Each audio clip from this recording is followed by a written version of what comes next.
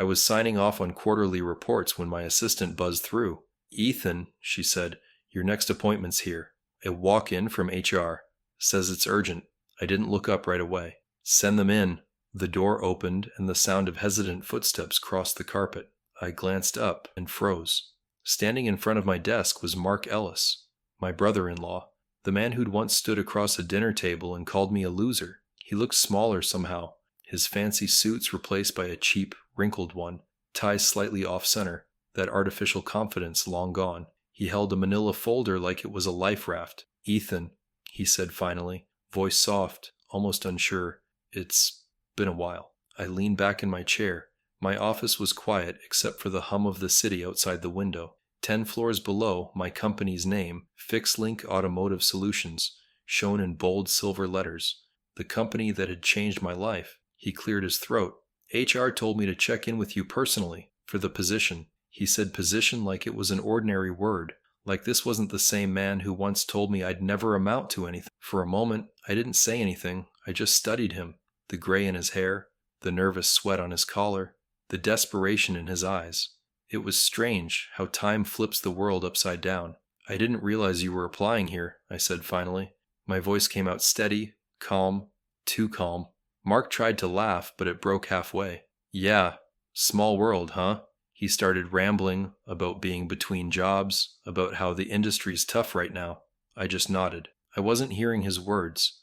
I was hearing another voice, one from years ago, echoing in my head. "You're wasting your life, Ethan. Real men make money, not excuses."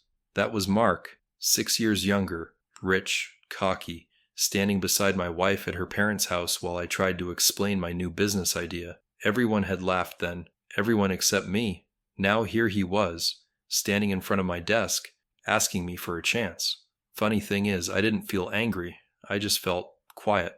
"Let's sit," I said finally. Mark blinked. "Really?" "Sure," I said, gesturing to the chair across from me. "You came all this way." He sat, fidgeting. The leather chair creaked beneath him. I leaned forward slightly. "Tell me, Mark, what happened?" His eyes darted away. "Just bad luck, man. Lost my job last year. My wife's been sick. Bills piled up." I nodded slowly. "Tough." He nodded too, quickly, like agreeing might make it better. I could have ended it right there. I could have told HR to show him out. But instead I let him talk. Something in me wanted to hear every word, because the last time I'd seen this man he'd been laughing while I stood in the backyard of my father-in-law's house, humiliated in front of everyone. And back then, I was the one asking for a chance. Now I had all the power in the world, and for once, I didn't want to use it to hurt anyone. Still, as I watched him twist his hands on his lap, I couldn't help but think, life has a way of coming full circle. But before I could decide what to do, my assistant knocked again. "Sir, your next meeting's in 5. "Cancel it," I said. My eyes never left Mark. I wanted to know, how did we get here? And that's when the memories started to surface, like old film reels I'd buried deep. The garage, the insults, the long nights when I thought I'd lost everything. I took a breath and said quietly, "You remember the last time we saw each other, Mark?" He shifted. "Of course I do." "I don't think you do," I said. Then I looked past him, out the window, at the skyline stretching into the distance, and let my voice drop. "Let me tell you how we got here. Back then my mornings started before sunrise. Not because I was ambitious, but because I had no choice. I'd pull on the same faded work shirt, gulp instant coffee, and head out before my wife, Claire, and our baby girl woke up. I'd fix engines at the garage till dark, then deliver takeout until midnight. The smell of oil never left my hands, no matter how much I washed them. My fingers were always cracked from cold and chemicals. My life was routine, heavy, loud, endless. Claire used to say, "You're doing your best, Ethan." But sometimes I could hear the fatigue in her voice too. She worked part-time at a daycare. Between rent, formula, and bills, every dollar was a fight. I'd hand her my pay envelope each week, and she'd smile, saying, "We'll make it stretch." But her smile was getting thinner every month. The worst part wasn't poverty. It was how people looked at me. At family gatherings, her parents would whisper things they thought I couldn't hear. "He's a nice guy, but not exactly going places." And her brother, Mark, oh, he loved playing the big shot. Mark ran a construction firm back then, always arrived late to dinner in his black car, always loud, always bragging. He wore money like a costume, and everyone applauded. He'd slap my shoulder and say, "Hey champ, still playing with cars?"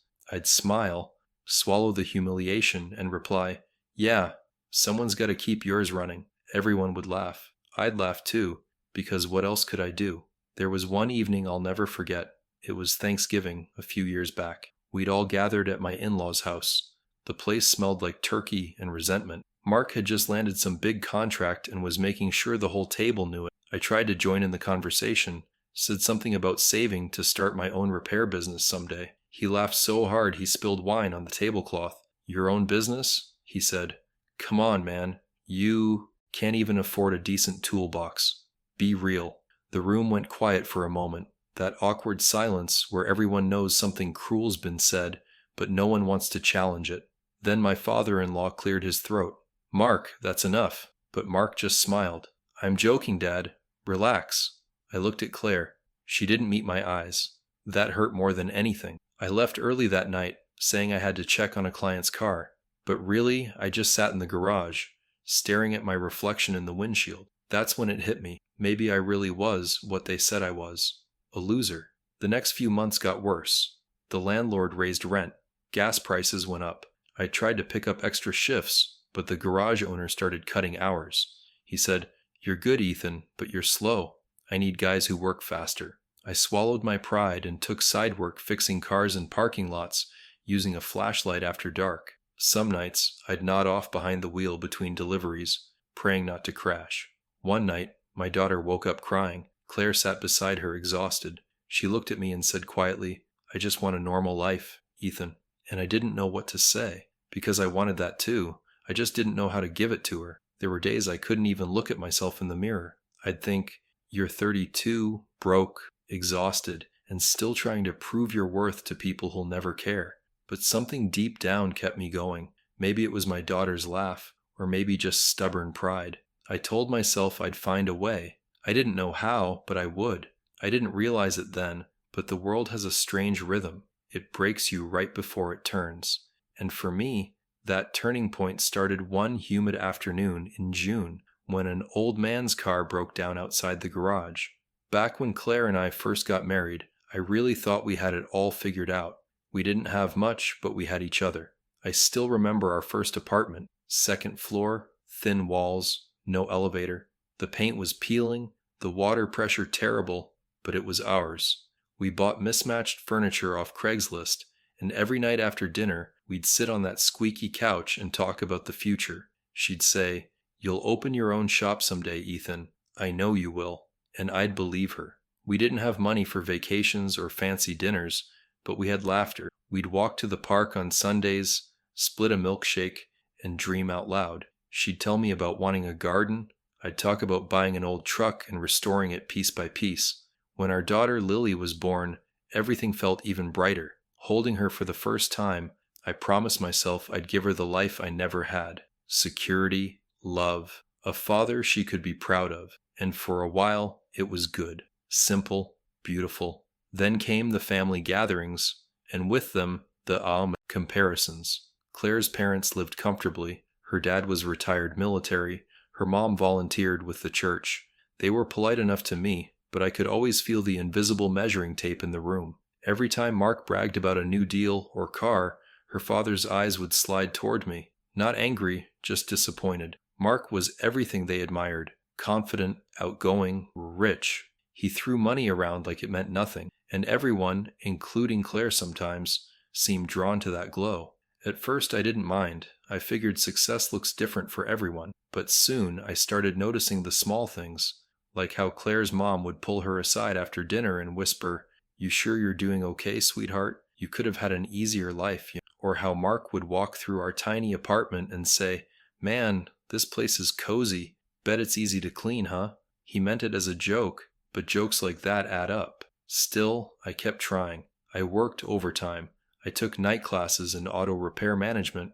I believed if I just earned enough, their opinions would change. For a brief moment, I thought I was close. A client at the garage had offered to partner with me on a small side business, mobile car repairs.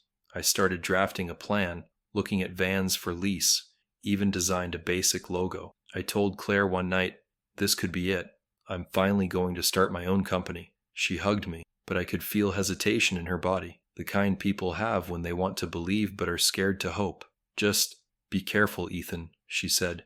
We can't afford another setback. I didn't realize she'd been talking to her family about our finances. I found out weeks later when Mark cornered me at a barbecue. So, he said, smirking, I hear you're going to be the next big entrepreneur. How's that going? Fixed up the truck yet, or still working out of your trunk? I tried to laugh it off, but something in me cracked. That was the first time I felt ashamed in front of my wife. Not because of what Mark said, but because part of me believed him. From then on, dinners became quieter. Claire started saying maybe more often than of course. She wasn't cruel. She was tired, and I couldn't blame her. I still remember her birthday that year. I couldn't afford the necklace she wanted, so I carved her initials into a small wooden box I made from scrap. When I gave it to her, she smiled politely, but later I overheard her mom telling her, "You deserve better, honey." And for the first time, Claire didn't argue. That night, lying beside her, listening to her breathe, I promised myself that one day, somehow, I'd change their minds. Not out of pride, out of survival.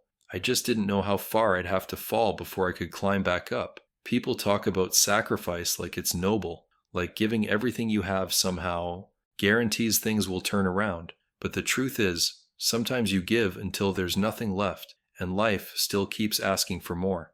After that barbecue, something inside me flipped. I stopped caring what they thought and started focusing on proving them wrong. I took extra shifts at the garage, fixed cars in parking lots on weekends, and even rented a small storage unit so I could start buying used tools. Every night I'd come home late, hands raw, back aching, and still try to play with Lily before she fell asleep. She'd hand me her toy wrench and say, "Fix it, Daddy," and I'd smile, pretending my body wasn't falling apart. Claire worried. "You're burning out," she'd say, sitting on the couch, eyes tired from another long day at work. "I'll rest when we're okay," I'd answer. But okay never seemed to come. Bills kept stacking, our car's transmission went out, and I had to borrow money from one of the mechanics I worked with. It felt humiliating. And the worst part? Mark found out. He called one afternoon while I was at the garage. "Hey, heard your car broke down," he said, his tone dripping with fake sympathy. "You should have called me. I could have gotten you a deal. Maybe a discount at the dealership." I muttered, "Thanks, but I'll handle it." He chuckled. "Sure you will, champ. Yanji, you always handle it." That night, I couldn't sleep. His words kept replaying in my head. So I doubled down. I started saving every extra cent, working longer hours. Sometimes I'd fall asleep in the garage during breaks, grease still on my hands. My boss yelled once, said I looked like a zombie in overalls. But I didn't care. I just wanted a one win, one break. Then one morning, a customer came in with a black sedan, transmission failure. He was older, dressed sharp but friendly. He watched me work, asked a few questions about what I was doing, and nodded thoughtfully. "You're good," he said. "Fast, precise. Most young mechanics don't take the time anymore." I shrugged. "Trying to keep the lights on." He laughed softly. "I get that. I built my business the same way, one honest job at a time." His name was Mr. Howard. I didn't know it then, but that man would change my life. Before he left, he handed me his card. "If you ever want to talk business," he said, "give me a call." I put it in my wallet and forgot about it. People made promises like that all the time. Meanwhile, at home, things kept slipping. Claire was quiet more often. I'd find her scrolling through her phone late at night, looking at apartments closer to her parents' neighborhood. One evening, I came home early and heard her on the phone with her mother. She said, "I don't know, Mom. Maybe we just rushed into things." My heart sank. I didn't confront her. I just worked harder. Because when you don't know what else to fix, you try fixing everything around you. I skipped meals, lost weight, stopped seeing friends. Every time my phone buzzed, I hoped it was someone offering work. And every time it wasn't, I told myself it would be next time. Then came the moment that broke me. It was a Saturday, pouring rain. I was changing brakes on a customer's van in the open lot. No cover, no jacket. My hands were numb, my shirt soaked. When I finished, I checked my phone. 3 missed calls from Claire. I called back immediately. She said, "Ethan, I can't do this anymore. I'm taking Lily to Mom's for a while." My voice cracked. "For how long?" "I don't know. Until things feel normal again." She hung up before I could respond. I stood there in the rain, phone pressed to my ear, engine grease washing off my hands like the last bit of pride I had left. For the first time in years, I felt completely empty. That night, I drove past her parents' house. Mark's car was in the driveway, spotless, expensive, smug. I parked across the street, headlights off, and watched the house glow with laughter. Through the window, I saw Mark lift my daughter, making her laugh, and in that moment, I realized I'd been replaced, not in Claire's heart, but in the story her family told themselves about what success looked like. I drove away before anyone could see me. I didn't cry. I just tightened my grip on the steering wheel and whispered, "You'll see. One day, you'll all see." That was the night I stopped being a mechanic who dreamed and started becoming a man with something to prove. A few weeks after Claire moved in with her parents, she called me. Her voice was careful, polite, like talking to a stranger. "Dad's hosting a family dinner this weekend," she said. "He wants you to come. It's important." For a second, I thought maybe it meant she was ready to come home. Maybe things could still be fixed. So I said yes. I spent half a day scrubbing my only decent shirt, borrowed a tie from my coworker, and showed up with a bottle of wine I couldn't afford. My hands were shaking when I rang the doorbell. Mark answered. He looked me up and down, that same smirk curling across his face. "Well, if it isn't the prodigal mechanic," he said. "Didn't expect you to show." I forced a smile. "Good to see you too, Mark." He stepped aside. "Come in. Try not to drip oil on the carpet." Inside, everyone was dressed like it was some formal event. Claire barely looked at me. Her mother gave a polite nod. Her dad clapped my shoulder and said, "Good of you to join us." The tension in that room could have been cut with a knife. Dinner started off fine. Small talk, laughter, the usual polite lies families tell. But as the wine flowed, Mark got louder. He started telling funny stories about my old garage days, clients who didn't pay, cars that broke down again after repairs. Each story ended the same way, with him turning to me and saying, "But hey, you tried, right?" At first, I bit my tongue. I didn't want to make a scene in front of Claire or her parents. But then he went further. "So, Ethan," he said, swirling his glass, "what's the plan now? Still chasing that mobile repair dream? Or did the dream break down too?" A few people chuckled softly. Claire looked away. I swallowed hard. "I'm still working on it." He leaned back, smirking. "Working on it? You've been working on it for years. I think Claire deserves better than a guy who's still figuring it out at 32. The room went dead quiet. My father-in-law coughed awkwardly. But Mark raised a hand. No, I'm serious. Look, Ethan, you're a nice guy, but some men build things. Others just fix what breaks. You're the second kind." I felt something burn in my chest. All those sleepless nights, all the hours under dripping engines, all the sacrifices, reduced to a punchline. I looked at Claire. She said nothing, not a word, and that silence, her silence, was the moment I knew I was completely alone in that house. I stood up slowly. My chair scraped the floor loud enough to make everyone jump. "You're right, Mark," I said quietly. "Some men build things. Others just fix them. But you know what? The ones who fix are the reason the builder's work doesn't fall apart." He laughed. "Nice speech, buddy." I looked at him for a long second. "You think this is funny, but one day you're going to need someone like me. And when that day comes, I hope you remember this dinner." Then I turned to Claire. "If you ever want to come home, you know where I am." She didn't answer. I walked out before anyone could stop me. I remember standing in the driveway, breathing in the cold night air. My hands were shaking, but it wasn't anger anymore. It was clarity. Something inside me had snapped, but not in the way they expected. On the drive home, I passed the neon sign of a 24-hour diner. I pulled over, sat in the parking lot, and stared at my reflection in the windshield. I realized that if I kept waiting for them to respect me, I'd die waiting. That night, I took out my phone and dialed the number on the old business card Mr. Howard had given me months ago. I didn't think he'd remember me, but when he answered, his voice was warm. "Ethan, my boy, I was hoping you'd call." And just like that, everything started to shift. The night I called Mr. Howard, I didn't expect much. Just another polite promise that would fade by morning. But he surprised me. "Meet me tomorrow," he said. "Same garage where I found you. 8 a.m. sharp." I was there by 7:30, sitting on a pile of tires, nerves twisting in my stomach. He showed up right on time, crisp shirt, coffee in hand, that same calm energy. "Let's talk," he said. We sat on overturned buckets while cars rolled in, and out of the shop, I told him everything about my failed business attempt, the rent overdue, my wife moving out. I half expected him to cut me off or look bored, but he didn't. He just listened. When I finished, he nodded slowly. You know why I liked you, Ethan? You remind me of me when I was broke. You've got grit, but you're missing one thing: direction. Then he handed me a folder. Inside were outlines for a project, a mobile auto service platform. The same kind of idea I'd been dreaming about but never had the means to build. He said, I've been looking for a partner who understands the work, not just the numbers. You're that guy. You put in the sweat, I'll put in the capital. Deal?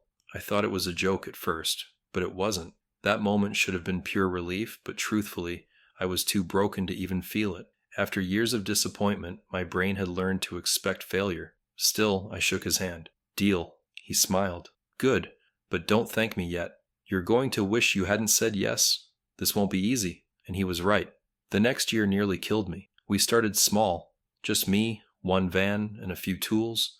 I worked 16-hour days, taking calls, fixing engines, learning software I didn't understand.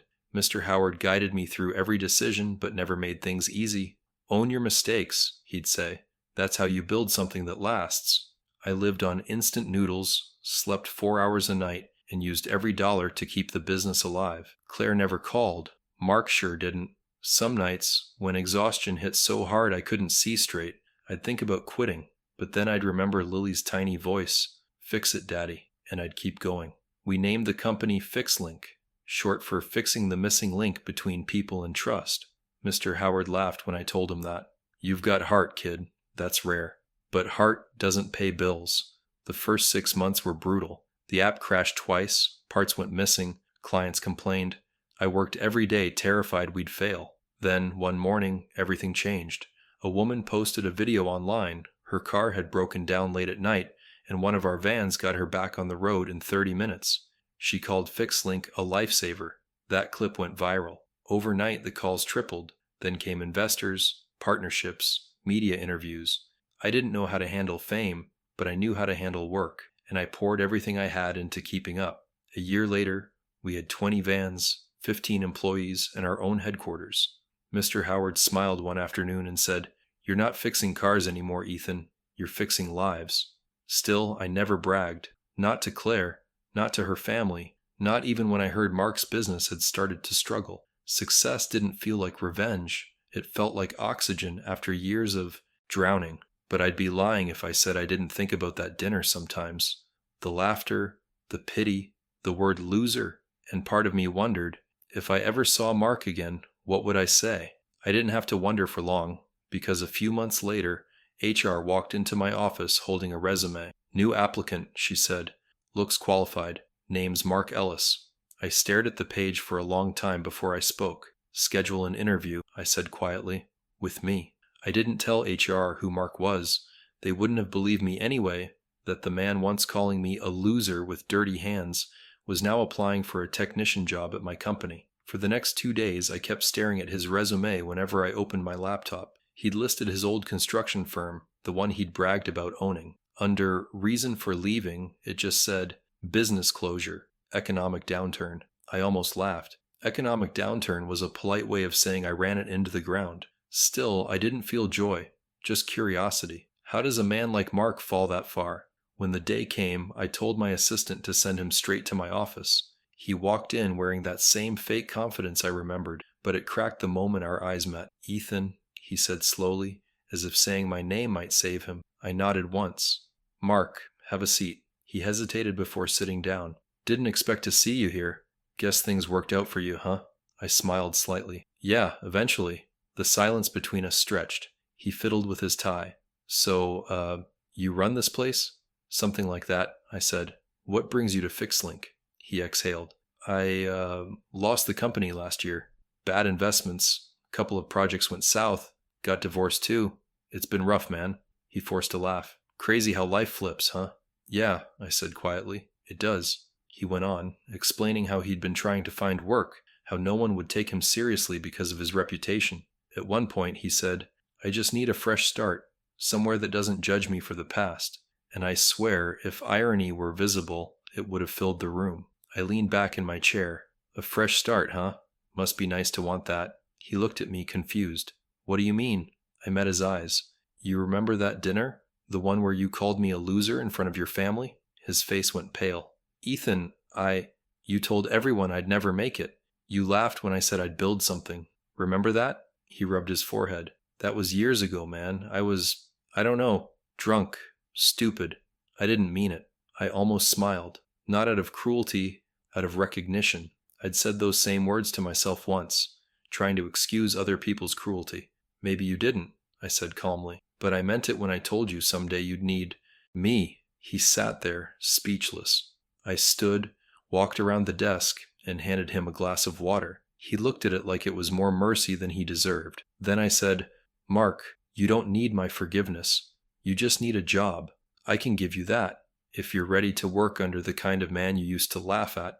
His hands shook slightly. You'd really hire me? I nodded. I don't hold grudges. I just hold standards. He swallowed hard. Thank you. I won't forget this. I know, I said softly. That's kind of the point. After he left, my assistant poked her head in. You sure about that hire? Yeah, I said, staring out the window. Everyone deserves a chance to rebuild, even the ones who once broke you. That night, I sat alone in my office long after everyone had gone home. Outside, the city lights looked like constellations, small, distant, but somehow connected. I thought about all the years I'd spent trying to prove myself to people who wouldn't have cared even if I succeeded, and I realized this wasn't about revenge anymore. It was about finally letting go. The first few weeks Mark worked at FixLink were awkward for everyone. HR assigned him to the operations team, and on paper, he was just another mid-level hire. But word travels fast in a company. People noticed how the boss treated the new guy with that careful, measured distance. They didn't know the history, but they could feel it. Mark showed up early every day, tried too hard to look confident, laughed a little too loud. He asked junior techs for help, fumbling with the company tablet like someone twice his age. Once I passed through the shop floor and caught him standing alone, staring at a van with our logo on it. He ran a hand over the lettering, FixLink Automotive Solutions. When he noticed me, he dropped his hand fast. Nice branding, he said.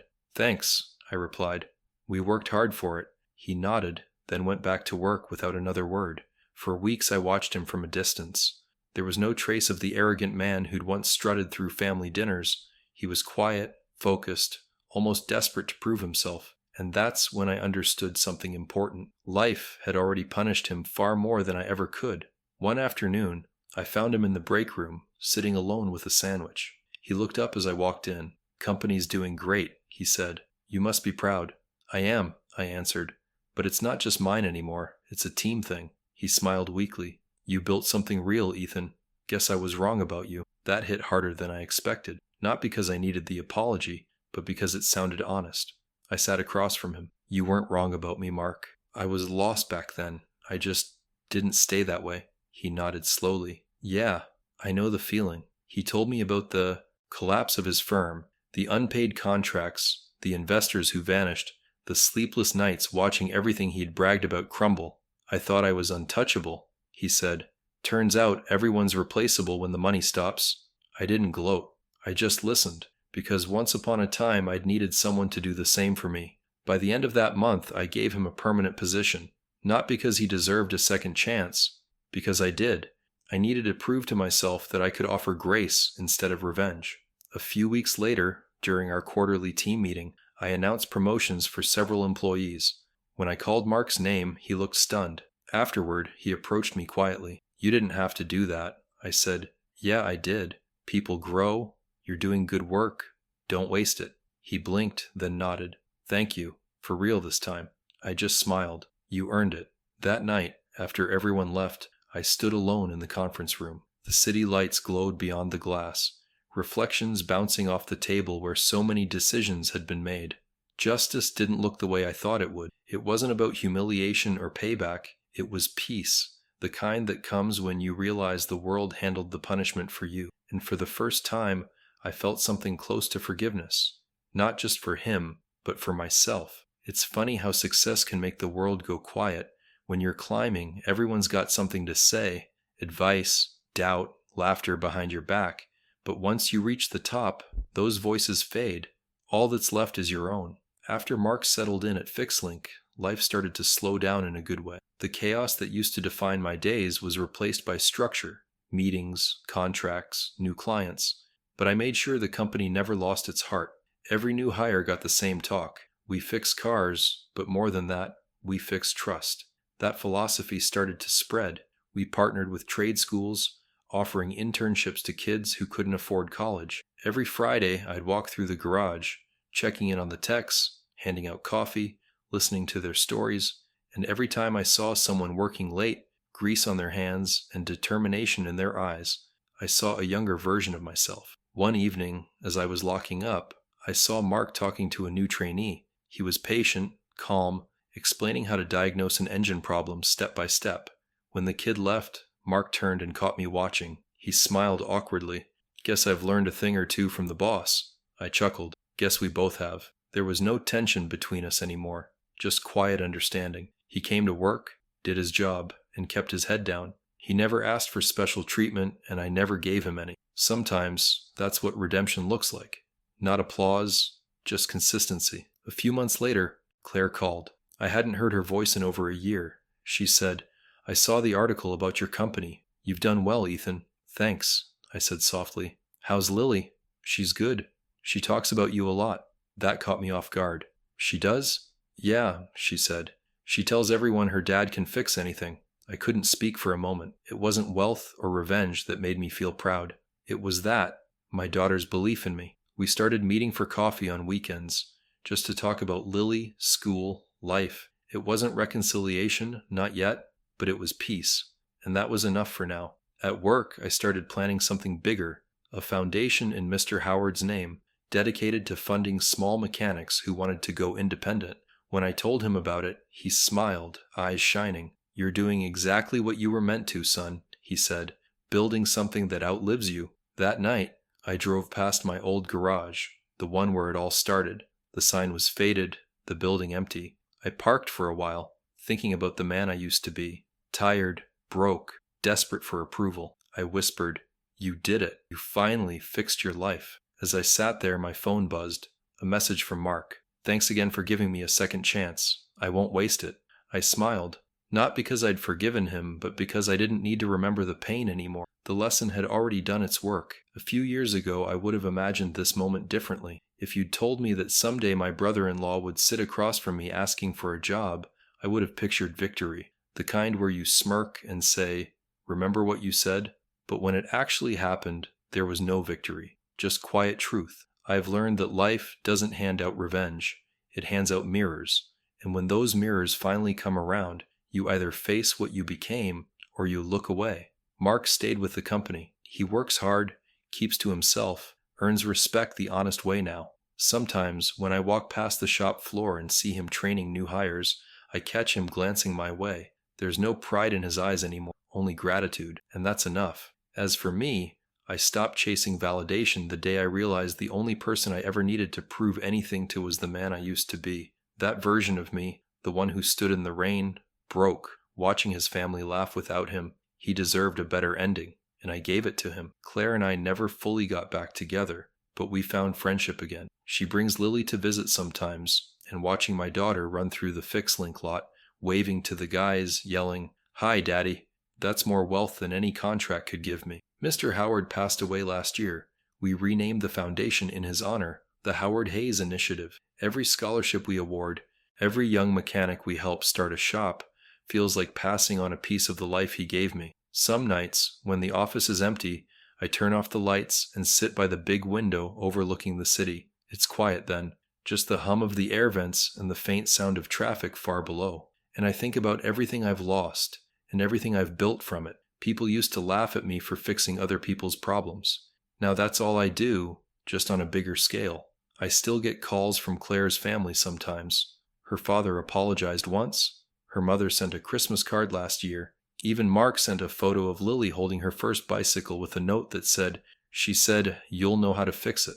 I laughed when I read it, because yeah, I do. I can fix things now, even the ones I didn't break. If there's one thing life taught me, it's this. The people who laugh at you when you're struggling often end up living in the world you built from your struggle. I don't hate them. I don't need to. They taught me how to stand. So if you're listening to this and you're stuck where I was, tired, broke, invisible, Remember this. Every insult, every failure, every sleepless night is just training for the day you finally rise, because the truth is, you don't have to destroy anyone to win. You just have to outlast them. And when the time comes, let your success speak the line they'll never forget. The loser they laughed at is the one signing their paycheck. If this story made you feel something, share it. Some endings aren't revenge, they're redemption. Thanks for listening.